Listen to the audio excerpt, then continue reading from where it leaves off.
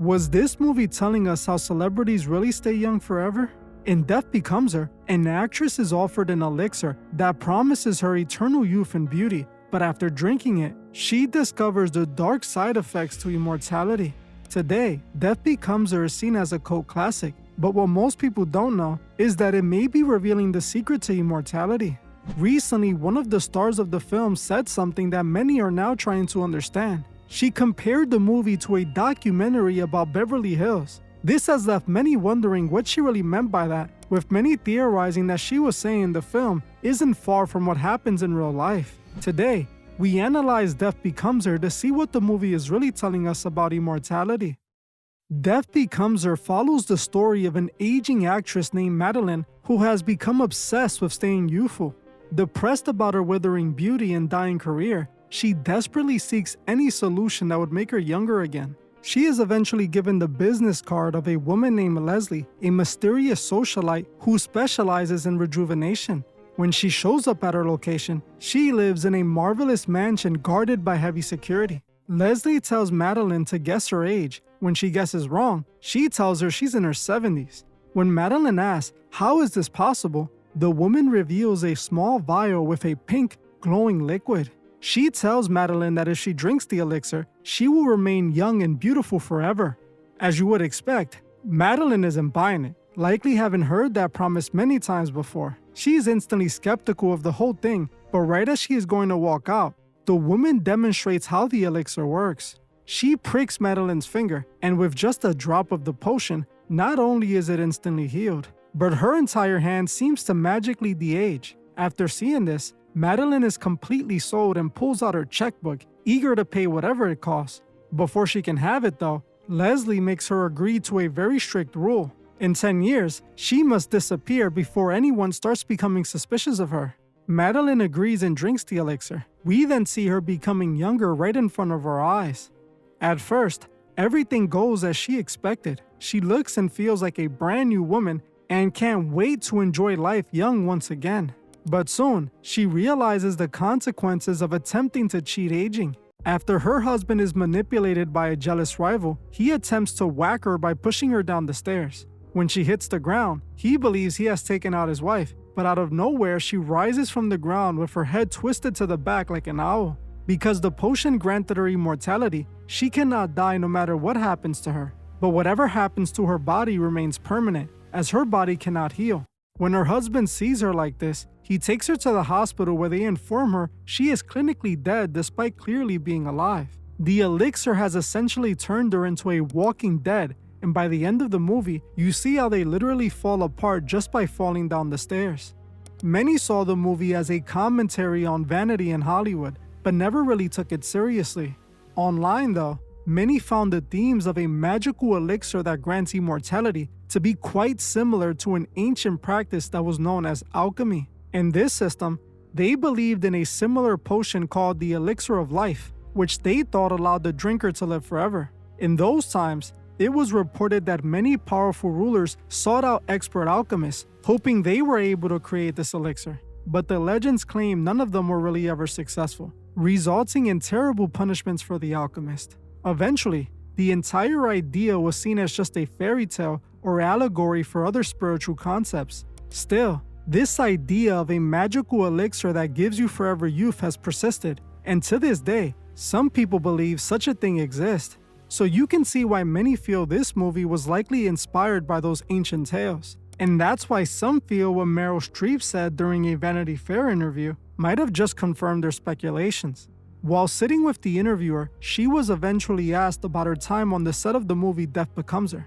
At first, she said the standard stuff we always hear, but she then mentioned something that has been getting a lot of attention. She stated that she always felt like the movie was a documentary of what's happening in Beverly Hills. Over the years, we've had some laughs about that movie because people love it.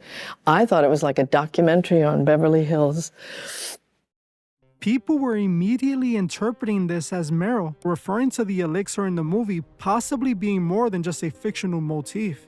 Now, to be fair, she could have just been referring to how much celebrities are known to be obsessed with beauty and youth. and how they often go to great lengths to find a solution for aging. With my friend, Haley. Hello! We are on our way to see some friends and gonna get some nice IV bags. It's what we consider a fun day. I am obsessed with health right now, like my #1 priority. It's like this, they comfort me. They help because it just makes me happy and I don't want anyone to judge me. Do you think that doing like NAD multiple days in a row is fine? I feel like we're just, really big on our health journey for sure. So I'm gonna NAD for the rest of my life and never gonna age. I'm gonna NAD for the rest of my life and never gonna age. But with all the news of billionaires dumping unbelievable amounts of money trying to eliminate aging, I understand why people feel she slipped up and said something we weren't supposed to hear. What she said does make you wonder if such a thing could exist. To add even more to this mystery, the actress Taryn Manning said something just as bizarre in a viral video. She mentioned being offered something that may sound similar to what was shown in the movie. There was a lot of really spooky around that.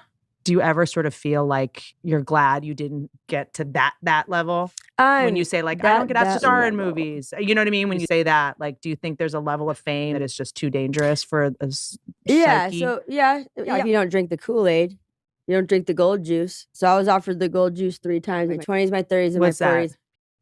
Gold juice that I will live forever and have whatever I want. The gold juice. You never offered the gold juice? No, I'm a scumbag comic. What's the gold juice? I don't know, but I didn't drink it and I didn't want it. And I noticed when all the girls, certain girls on Orange changed. Yeah, it's a real thing. It's like a real thing. Like it's all a real thing. And it's scary because they send like people after you and they can like kind of moonlight as like a friend or, and they're wolf in sheep's clothing. And listen, you can have everything you want, all the fame in the world, all the money. I'm like, what if I just drank it? Then you know what I mean? Like, what if and I don't know what it is. If it's a metaphor for the gold juice, like, you feel what I'm saying? Mostly. And if there's a tincture that makes you younger, I better know where. You better let me in on this. If it's real, I'll be the first to know. Apparently you can put, some of the women put like some type of like baby's foreskin on their face. Sure. Why do you think I'm having a kid? I want to be a mother. Wow. I know there's a lot of stuff going on with the golden juices. And I'm so sorry if I've alarmed everybody, but it's like where your minds went, but my goodness gracious. People have told me that, be careful. Don't be pushed off of a, like a freeway. On me. Not fair. When this interview aired, it immediately went viral. People wanted to know what she was referring to and if something like that could actually be real. While Manning looked serious during the interview, most people didn't know if she was joking or speaking about something that wasn't supposed to be said. But I will say, what she stated sounded eerily similar to what is shown in the movie Death Becomes Her. Manning said they offered her something that would keep her young forever, and the interviewer was acting shocked about this claim. I truly wonder what she was actually talking about. What's interesting is that the way some billionaires make it sound, staying young forever is not only a possibility in the future, but it would likely be sold like a product. It is reported that they have invested in companies dedicated to solving this natural part of life, and it seems like they're planning on selling it. Our mission is to create medicines that lengthen the period of time which we call health span by creating drugs that will either slow, halt, or in some cases reverse specific diseases of aging. Brian Johnson wants to reverse the aging process. Brian Johnson, the tech entrepreneur who sold Venmo for $800 million, has spent a fortune on a quest to stay young forever. Don't die is the general theme of what we're trying to do. It's humanity's only objective. We are the first generation who won't. Sam Altman, the billionaire behind ChatGPT, is also gunning for cellular reprogramming. He's poured $180 million into his longevity startup, Retro Biosciences. I interviewed the CEO of Retro Biosciences, and he told me they're trying a slightly different approach to cellular reprogramming, take the cells out of someone's body, then reprogram them and pop them back in. This reminded me of the recent FX TV show, The Beauty. The show follows the richest man in the world, a biotech billionaire played by Ashton Kutcher, who discovers a secret treatment that promises to reverse aging. The way this elixir works is similar to a viral infection. Once it hits the bloodstream, the patient undergoes a total painful transformation, shedding their old undesirable self for a new perfected version. But while they do become younger and more attractive, they also become infected with an uncurable virus that would eventually end them. Once a person becomes infected, they become highly contagious and spread it to others through romance. In the show, the billionaire knowingly turns the virus into a product that anybody with money could buy.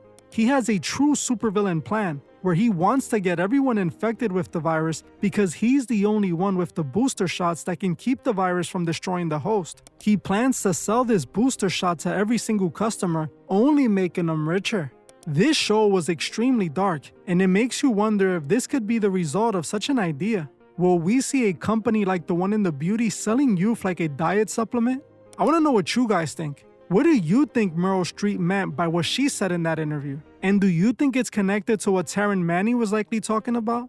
Also, let me know how you feel about the theory of the elixir of life. Do you think that's something that could only exist in movies? Or were the ancient alchemists right all along?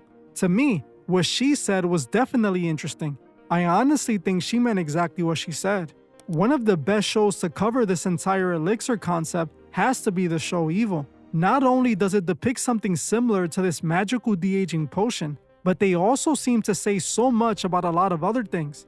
Due to the show's sudden cancellation, people have theorized that it was because the show revealed way too much. For example, there was an episode about CERN that many felt was quite interesting. So if you want to know why people think they canceled Evil for revealing too much, watch this video right now.